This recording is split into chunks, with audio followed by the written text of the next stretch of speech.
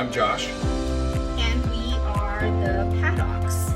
We are here to talk about our experience as far as moving to another country. So I'm going to ask some questions and Josh will be answering them for you. And if I need to, then I'll just go ahead and fill in.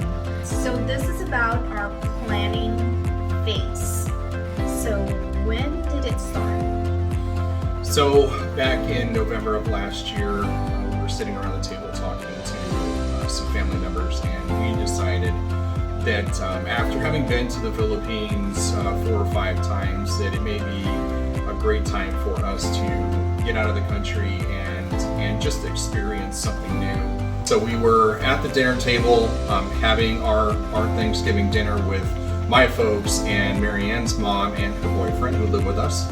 And my folks had a quick question about the Philippines, about what Marianne and her mom and her mom's boyfriend liked about living there. Some of the places, Marianne showed my dad a picture of Palawan, which is a very beautiful island.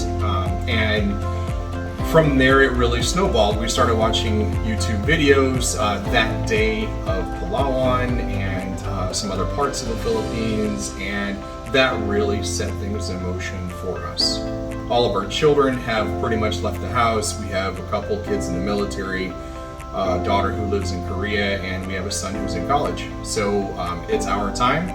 We are a blended family, and we raised 4 kids together since our children were really young. And 2007. Yeah, since 2007. So we felt like it was our time to get away and to do something for ourselves. She grew up in the Philippines. She was here until she was 25 years of age, finished college here, and then was able to come to the U.S. And I have been here 4 times. First time was in 1995, and we had been together several times after that. So we knew a lot about the Philippines. However, for us to live here, to really try to figure out where we wanted to move to, the things that we wanted to try and find out about as far as, gosh, you name it, medical, driving, we're going to go over those in a little bit. But a couple of the folks that really made a big impact on us were the Filipino Info channel. The gentleman that runs that channel had a lot of really good information for us. Hi, Mr. Steve. Yeah, Mr. Steve, he did a great job. So we really enjoyed watching his videos. And then the Filipina P also had a ton of videos that really helped us out a lot. We probably have watched YouTube videos almost every day, like all day. So, which is crazy if you think about it, because the videos was one big thing that really helped out.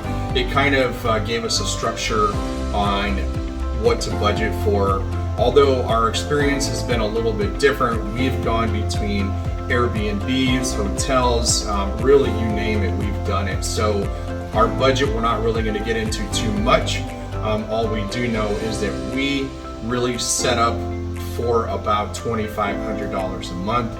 That is where we felt comfortable with the amount of money that we would need to live. Fortunately, we've been able to find places where we can cook.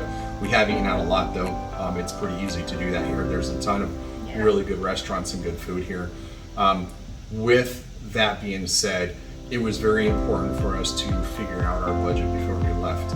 That meant making sure all the bills were paid, making sure that we didn't have any credit card debt.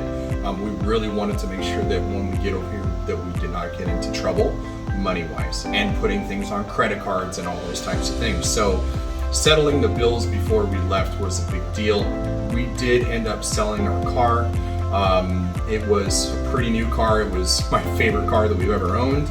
And we just figured that we did not want to have a car payment. We didn't want to pay for insurance. We knew we were going to be gone for 5 to 6 months, and we can figure out something when we get back. So it did save us quite a bit of money doing that. So we decided to make sure and get our car sold. As far as the budget, because that is what's comfortable for us, is the $2,500. Some people say that you can definitely live here less than that, but for us, that is our comfort level. is the $2,500. There are some places here where you can actually, really live and pay less than that. We do like to live comfortably. That means having air conditioning as much as possible in a place, not just in the bedrooms, but in the living areas as well. So for us, we knew we were going to end up spending a little bit more. If you're okay with having fans on you all the time, then that's more power to you. But I sweat like crazy, so it's not something that I am going to be comfortable with, just sitting in my sweat all the time. Yeah, well, we have 3 very important things for us is an air-conditioned room, because we both sweat easily. Wi-Fi. We need to be able, yes, good Wi-Fi. We need to be able to keep in contact with our children. We do vlog our experiences here in the Philippines, and it's very important. And the third one is kitchen. I love to cook. I'm not a fan of eating out a lot. So those are the 3 important things that we needed. Just do your research, because there are a lot of Airbnbs that are cheap, and hotels as well. Yeah, as far as the visa process and the dual citizenship process, because now I'm a dual citizen of the United States and the Philippines, we will talk about that on our next video. But if you have any questions at all, please feel free to comment. Don't forget to subscribe so you'll be notified of our next video. And you will see our other videos as well that we have done. And please like this video. Thanks for watching, folks. Hope you have a great day. Bye. Bye-bye.